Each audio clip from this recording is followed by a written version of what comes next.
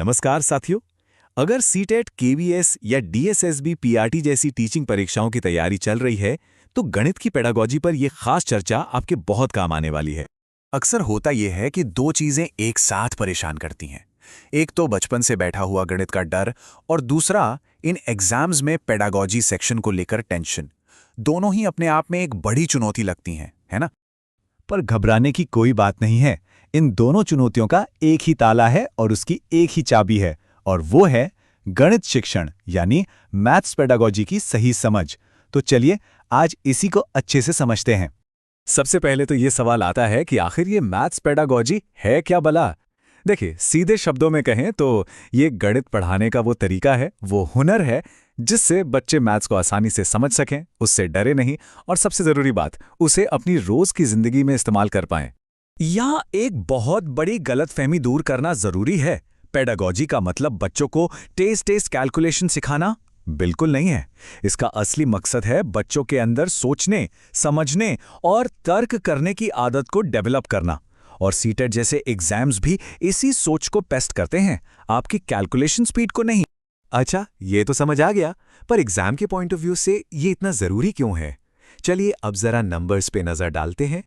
जरा इस पर गौर कीजिए। सीटेट पेपर 1 में मैथ्स के जो कुल 30 सवाल आते हैं, उनमें से ठीक आधे यानी 15 सवाल सीधे सीधे पेडागोजी के होते हैं। सोचिए, पूरे 50%, आधा पेपर ही पेडागोजी है।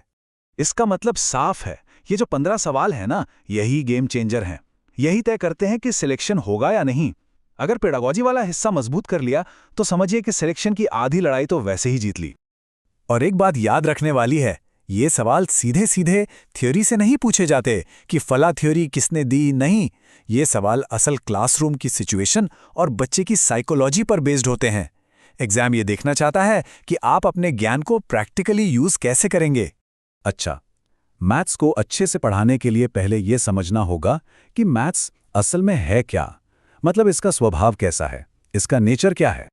देखिए, एक बहुत ही गहरी बात कही गई है। गणित सिर्फ नंबरों और फॉर्मूलों का खेल नहीं है। ये असल में सोचने की एक भाषा है, एक ऐसा तरीका जो हमें किसी भी प्रॉब्लम के बारे में सिस्टमैटिक ढंग से सोचना सिखाता है। और इस भाषा की अपनी कुछ खासियतें हैं, जैसे कि ये लॉजिकल है, हर क्यों का एक जवाब होता है। ये एब्स्ट्रैक्ट से कॉन्क्रीट की तरफ जाती है, यानी एक आइडिया से असली दुनिया के इस्तेमाल तक। ये सीक्वेंशियल है, मतलब सीढ़ी दर सीढ़ी ही इसे सीखा जा सकता है। ये यूनिवर्सल है, 2 और 2 4 यहां भी होते हैं और अमेरिका में भी। और हाँ, ये प्रैक्टिस का सब्जेक्ट है, जितना करेंगे उतना आएगा।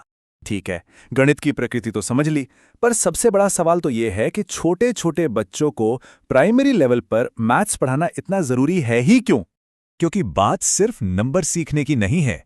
एक मजबूत मैथ्स की नींव बच्चे की सोचने की शक्ति को बढ़ाती है, उसकी प्रॉब्लम सॉल्विंग स्किल्स को निखारती है।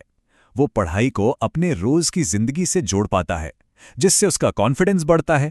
और सबसे बड़ी बात, ये आने वाले सभी सब्जेक्ट्स के लिए एक मजबूत बेस तैयार करती है। और यहीं पर एक प्राइमरी टीचर का रोल सबसे ज्यादा अहम हो जाता है।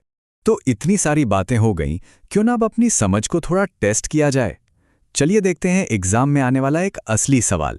सवाल बहुत सीधा है, इनमें से कौन सा गुण गणित की प्रकृति का हिस्सा नहीं है?